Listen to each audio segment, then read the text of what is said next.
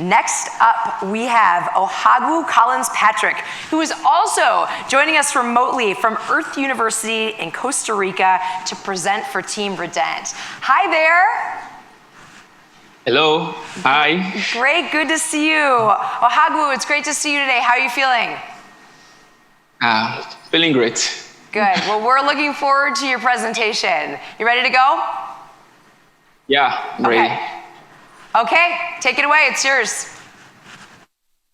All right. Thank you so much for having me. I am Ohagwu Collins Patrick, and we are Redent. Redent is a project my teammates and I have been working on for the past several months, and we have been looking into creating a circular economy around the cocoa production industry in Nigeria. In Nigeria, we have cocoa as our largest exports crop, and we actually place the 4th largest in the world. But looking under the hood, we discovered that right at the bottom of the source of this cocoa, the producers, let about 70% of them are actually poor rural farmers. Next slide, please. These farmers are actually in very remote areas and have very little to no access to several important farm supplies, such as fertilizers and pesticides. And at the top of that, we also noticed that there is a lot of waste being generated in the production system in the form of the cocoa pod husk, or the CPH, which you call it. And this CPH, they actually make up 90% of the entire dry mass of the cocoa fruit. And every year, 1 million tons of it is being left as waste in Nigerian farms. And at the top of that, these farmers also, due to knowledge gap, do not practice sustainable farm practices. So this is what we looked into, and we thought about creating a solution around this. And we decided to study how this cocoa pod husk is actually being handled now. And we discovered that it's being handled in very 2 broad ways. Next slide, please. And first, we saw that this cocoa pod husk is actually just left in the farm to rot, which is a very terrible farm practice, because when these farmers harvest the pods to get the seeds, which is what they're interested in, they collect both the affected ones and the ones that are healthy. And after getting the seeds, they just leave everything in the farm. And some of these seeds, some of the fruit that are already affected by the cocoa pod rot disease, actually, this also leads to the disease also spreading to other healthy plants. And we also noticed that less than 10% of it is actually being used for making local soap. And this is not really a rentable business. Even at that, 1 million tons of it is still being left as waste. So this is what we saw as a very huge problem. And we thought about creating a solution about this. And what we came up with is having a system where there will be 0 waste in the production of cocoa. Next slide, please. And we intend doing this by upcycling the CPH into the production of organic fertilizer, bio-soap, and animal feeds. Based on our market research, the availability of the market, and also the ease of making our prototype, and several other considerations, we decided to kickstart this project by making the organic fertilizer. Next slide, please.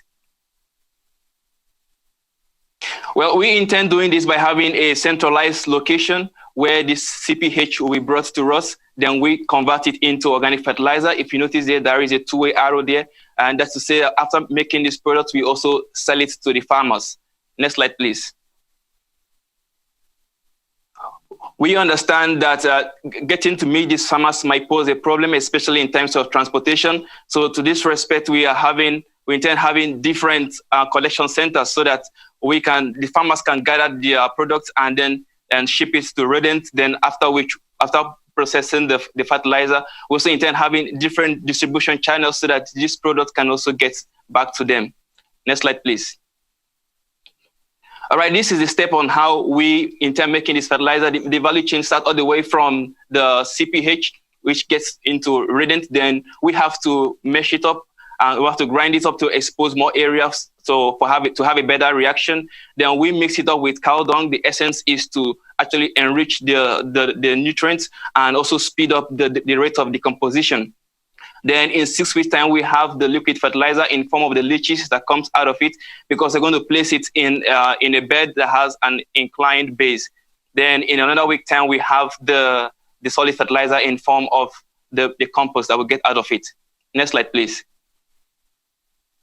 All right, this is an actual prototype of this right here on its university campus. Next slide, please. This is how we envision this value chain going in a circular way, all the way from the CPH into Redent and into the market and back into the farm in a circular manner like that. Next slide, please.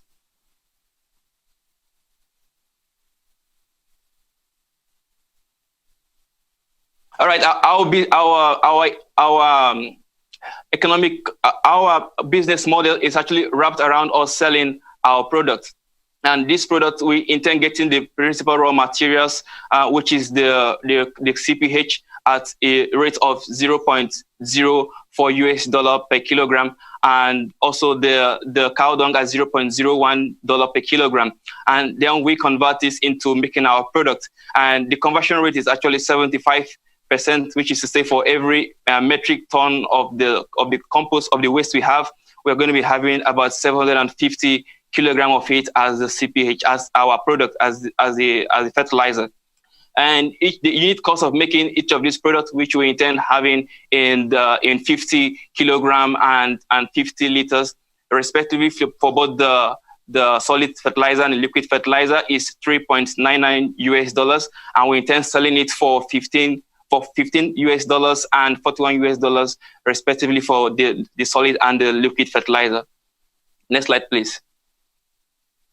So we understand there are other existing companies right now that are into the production of organic fertilizer, and those who are into the production of the synthetic one as well. So we studied these companies, and we saw that they are only focused in making general purpose fertilizer for every other crop.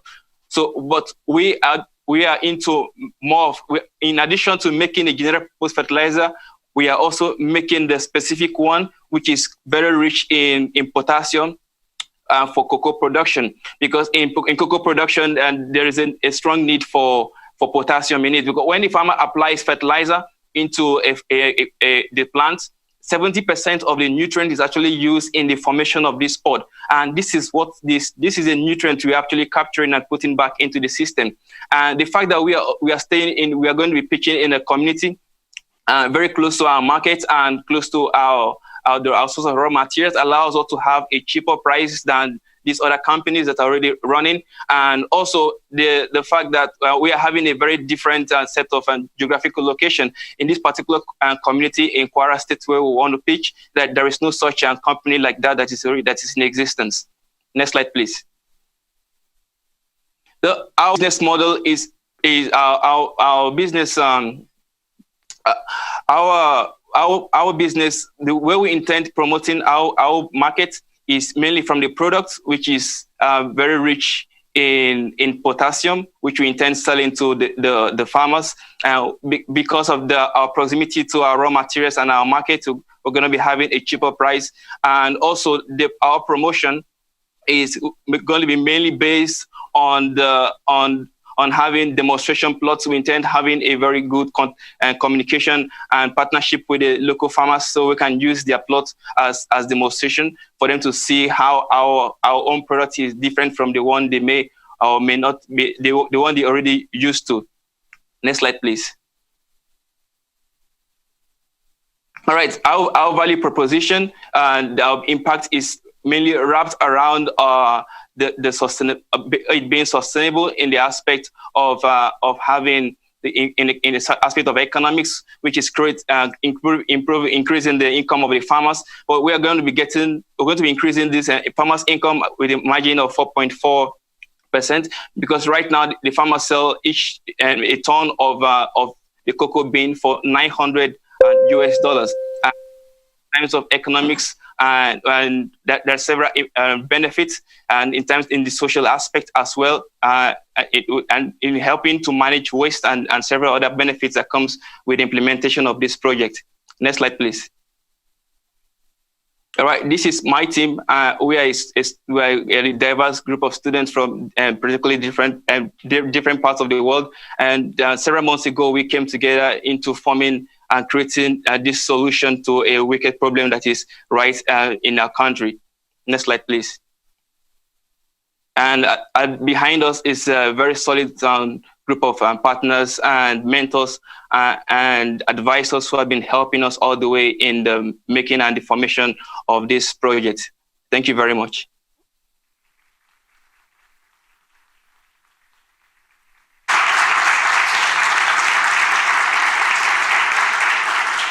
That was wonderful. Thank you, Ohagwu. We're going to let the judges talk for a few minutes amongst themselves. So you and I will chat, and then we'll turn it over for some Q&A for you. So tell us about Earth University, where you go to school. Well, right here in Earth University, the educational system here is mainly wrapped around things like this, like solving problems like that has to do with sustainability. What we do is mainly wrapped around sustainability, how we can actually do business and being sustainable at the same time, not just in the economic aspect, but also in the social aspect and also in the environmental aspect. So we actually is a kind of a routine right here in Earth University. Incredible. It sounds like a really amazing place to go to school. Can you tell us about your team? How did you come together? Well, actually, two of my team members are actually my secondary school classmates in Nigeria, and the other two members are actually, my classmates are actually Hamza Mukhtar and Aisha Balogun over there, and the other two are actually friends of Hamza Mukhtar. They met last year in Rwanda during the MasterCard Baobab Summit. That's great. And that was how we came together into forming this. Well, you put together a tremendous project. Thank you. Well, we'll turn it over to the judges now to ask you some questions. Good luck. Judges, take it away. Thank you. I guess I'll start. Well, first of all, I thought your presentation and the charts, the facts and figures were all really clear and solid work. I particularly liked that you brought up the demonstration plots. I haven't heard anyone else talk about that, and I'd like to hear a little bit more about that. I think that's a great way to illustrate to potential buyers how your product fares against what they're already using. But maybe you can elaborate more on that. Okay, right now there are already established organizations that are already helping farmers, that are already giving charts to farmers, like the Young Farmers Association of Nigeria.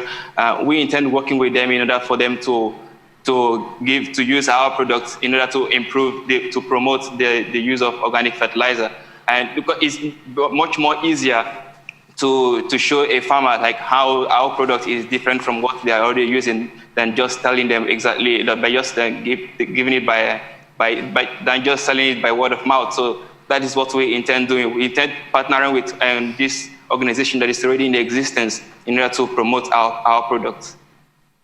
Okay, great. I have a question. Again, just wanted to reiterate that I was very impressed with your presentation as well. And I think specifically one of the most interesting aspects is your integration of nutrients back into the source ecosystem. I think that's a very interesting value proposition for the farmers, and it makes a lot of intuitive sense. So I think that's a great strength. I wanted to pick up on one thing in terms of your model for developing, in the sense of understanding more your startup cost of the production process and the scalability of the model, in the sense of how you see your centralized plant reaching a certain number of farmers, or whether you see that needing to go to a more distributed model as it becomes bigger in scale. Just what's your vision of that scaling question? Anyway, the entire financial model was actually prepared in a Google sheet, but unfortunately it wasn't allowed to actually put a link there. But the startup cost is actually $10,607 US. This will allow us to to get the machineries to put in the entire structures and everything, and to also run for the first 2 months.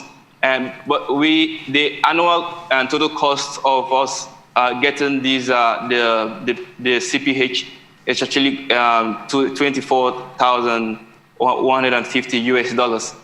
And from this, we can get about 600 tons of CPH, and we can, from this tons, after mixing it up with the cow dung to enrich it, we can get about 546 tons of this product. And this is, and from the return we get from this at the end of the year is about $207,747. We intend, in order to capture this, getting just 600 tons of it in the first year, that is just 0.06% of the entire waste that is being dumped every year, because it's 1 million tons of it dumped every year. So in order to scale up, we intend getting more grants, especially from Jeff SGP, which is an organization that is actually into helping to promote sustainable farm practices and also helping to promote organic farming and several things like this. So this is our vision, and this is how we intend scaling up, especially in the aspect of making the demonstration plots. Does that answer the question? Yes, thank you. That's great. Quick thought on the fertilizer. I was wondering if where your cow dung will be coming from, and how do you propose to collect it, or what's the cost involved of that aspect of your model? Okay, right where we are going to be staying, where we're going to be pitching, that there is an already established animal farm called Rosedale, and they have several hundred cows. I can't get the number now. And so we intend getting this cow dung from them. We're going to pay them $0.01, which will allow them to bring this cow dung to us, so we can use it for making the fertilizers. Thank you very much. I'm going to ask a seemingly simple question, and that is, you were very clear about your solution and the economics around it. What I don't quite understand is what you're doing differently that your competitors are not, that gives you a 23% cheaper advantage. Okay, and we are actually very close to the raw materials, because in that community there is no our competitors are not based there. And and the fact that we are also very close to our raw materials help us to cut down in transportation costs. And also this is actually something that is considered as waste, and we have the advantage of actually valuing it in order to beat down the cost of in order to have a cheaper cost than that of our competitors, and at the same time not make loss in making this product. So we actually looked into the market in order to see how much is the cost of organic fertilizers right now, and also the cost of the synthetic fertilizers, in order for us to have a better advantage in order to penetrate the market much more easily. Thank you. All right. Farmers for centuries have been using animal waste to fertilize, and I'm wondering what is currently happening with the cow dung today? All right, using cow dung, applying animal waste directly into farm is actually not a good thing to do, because during the decomposition process, there is a lot of heat that is being generated, and this can actually burn up the roots of the plant. So using it like that is actually a very bad farm practice. So that is exactly what we need to actually sensitize the farmers about, that this is not actually something that is not of benefit to the plant. Actually, it's actually leading to much more serious problem. So what's currently being done today with the cow dung? Okay, right now with the cow dung, what they do, I don't really know what the company does with its cow dung, but we are very sure we can secure enough cow dung from them in order to put this process into effect. And our solution is not about managing the cow dung. Our solution is actually focused on managing the waste from cocoa production. So the essence of the cow dung is actually meant to speed up the rate of the decomposition and also to enrich it with other nutrients as well, in order to make it suitable for other crop production. But our solution is actually mainly based on managing the waste that comes from cocoa production in Nigeria. So that leads me to my next question, which is, if a farmer has cows with cocoa production nearby, what would prevent them from simply copying your solution and doing it themselves? Well, that's a very good question.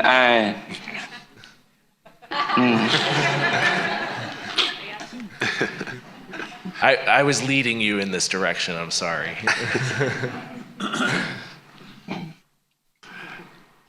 Okay, can I come back to that? Yeah. Sure. Yeah. All right.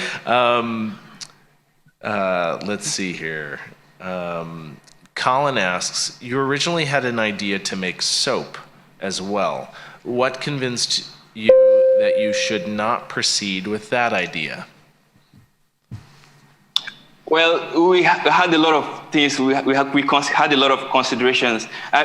Our decision was actually mainly influenced by the comments from you guys, and because in order to get the potash we need for making the soap, we actually need to burn the CPH. And burning it is actually, although it's an organic biomass, but we also consider that this might also lead to another wicked problem. So in order, we also thought about maybe there should be maybe a different solution, a different way on how we can extract the potash, maybe using natural enzymes as suggested, but we're not really sure about that. So it's something that we're not really sure about, and we intend doing more research in that aspect. But what we are really sure about is getting the fertilizer, which we are very sure that is already something that is already very much easier to make, and that doesn't have any negative environmental effect. So we are considering the environmental effect of making that specifically. It's not just about solving the problem, but we're also considering the long-term effect of implementing that solution. That's why we dropped that plan for now. Thank you so much. Great, thank you. Nice. Very nice work. Thank you. We're going to do a little set change here. Only at the Wege Prize do we ask the question, where will the cow dung come from? And it yields a much more complex answer other than from cows. All right.